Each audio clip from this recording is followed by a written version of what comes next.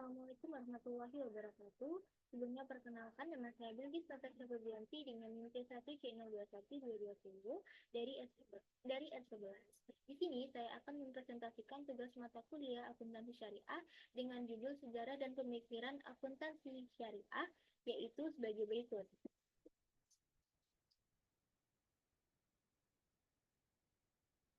Materi yang akan saya bahas kali ini ada 5. Yang pertama yaitu ada perkembangan awal akuntansi, lalu yang kedua ada sejarah akuntansi, lalu yang ketiga ada perkembangan akuntansi syariah, dan lalu yang keempat ada sekilas prosedur dan istilah yang digunakan, lalu yang terakhir ada hubungan antara akuntansi modern dan akuntansi syariah. Untuk mempersingkat waktu yang ada, kita langsung saja masuk ke materi yang pertama, yaitu mengenai perkembangan awal akuntansi, yaitu sebagai berikut. Menurut Nurhayati pada tahun 2013, pada awalnya akuntansi merupakan bagian dari ilmu pasti, yaitu bagian dari ilmu pengetahuan yang berhubungan dengan masalah hukum alam dan perhitungan yang bersifat memiliki kebenaran absolut.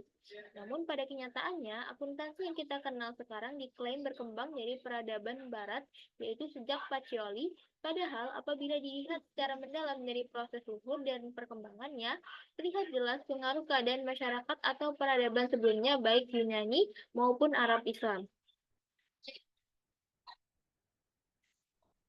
Hal tersebut dapat kita lihat pada perkembangan akuntansi dengan domain aritmatik kualitinya yang sangat ditopang oleh ilmu lain, khususnya aritmatik, algebra, matematik, algoritma pada abad ke-9 Masehi.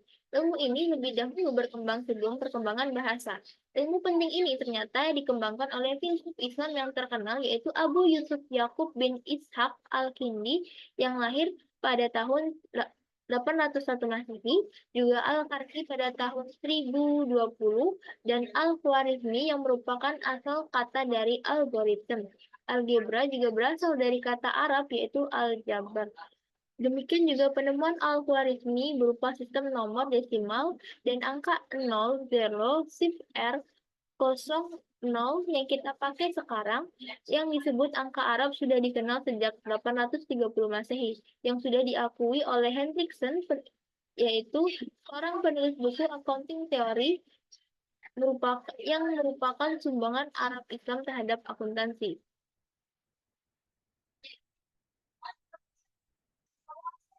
Baik, materi yang selanjutnya yaitu mengenai sejarah akuntansi. Akuntansi telah dimulai dari zaman prasejarah. Saat ini kita hanya mengenal Luca Pacioli sebagai bapak akuntansi modern. Pacioli adalah seorang ilmuwan dan pengajar di beberapa universitas yang lahir di Tuscany, Italia pada tahun 1445, yang merupakan orang yang dianggap menemukan persamaan akuntansi untuk pertama kali pada tahun 1494. Sedangkan menurut Fernand Kam pada tahun 1990, ilmu akuntansi diperkenalkan pada zaman feodalisme barat. Namun, setelah dilakukan penelitian sejarah dan arkeologi, ternyata banyak data yang membuktikan bahwa jauh sebelum penulisan ini sudah dikenal akuntansi. Perlu diingat bahwa matematika dan sistem angka sudah dikenal Islam sejak abad ke-9 Masehi.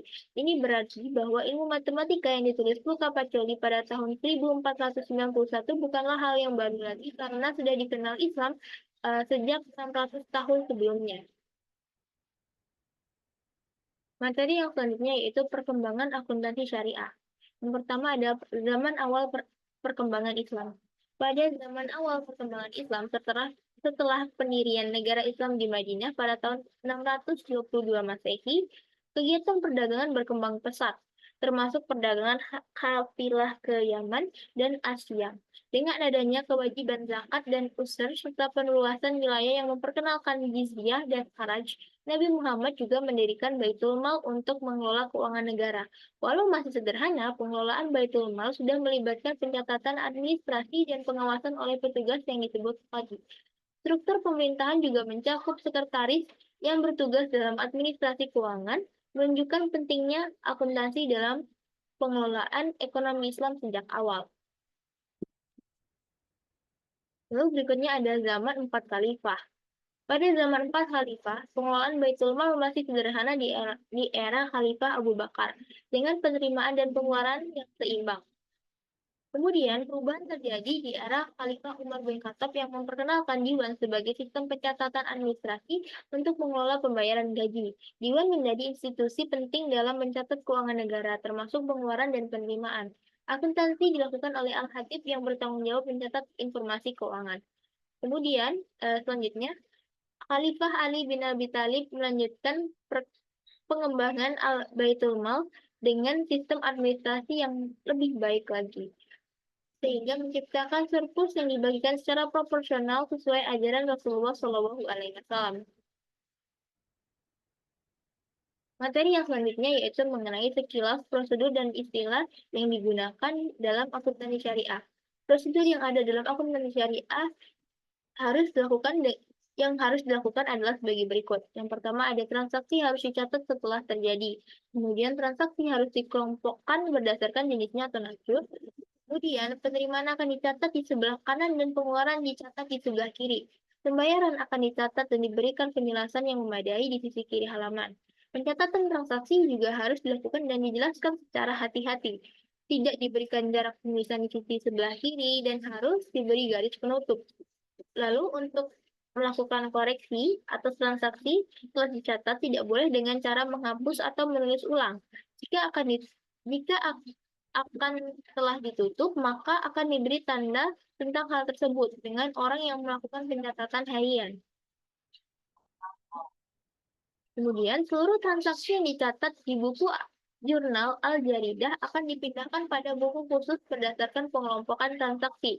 Orang yang melakukan pencatatan untuk pengelompokan berbeda dengan orang yang melakukan pencatatan harian.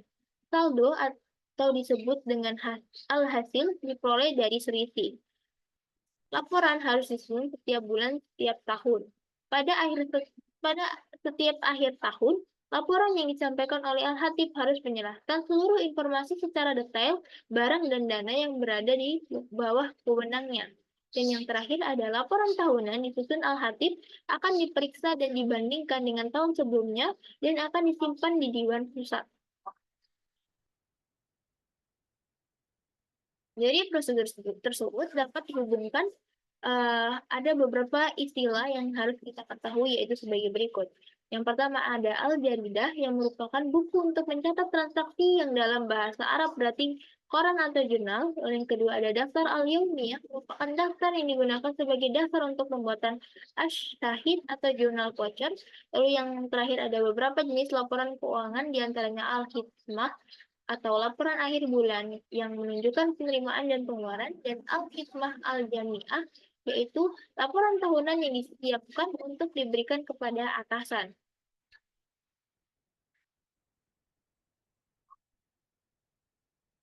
Lalu selanjutnya, materi yang terakhir yaitu hubungan antara akuntansi modern dan akuntansi syariah. Perkembangan ilmu pengetahuan termasuk sistem pencatatan pada zaman dinasti Abbasiyah pada tahun 750 hingga 1258 Masehi sudah sedemikian maju. Sementara pada kurun waktu yang hampir bersamaan, Eropa masih berada dalam periode The Dark Age. Dari sini kita dapat melihat hubungan antara Luca Pacioli dan akuntansi Islam. Luca Pacioli mengatakan bahwa setiap transaksi harus dicatat dua kali di sisi sebelah kredit dan di sisi sebelah debit. Dengan kata lain, bahwa pencatatan harus diawali dengan menulis sebelah kredit, kemudian di sebelah debit. Hal ini memunculkan dugaan bahwa Pacioli menerjemahkan hal tersebut dari bahasa Arab yang memang menulis dari sebelah kanan. Baik, itu saja materi yang bisa saya sampaikan. Apabila ada kesalahan, saya mohon maaf. Wassalamualaikum warahmatullahi wabarakatuh.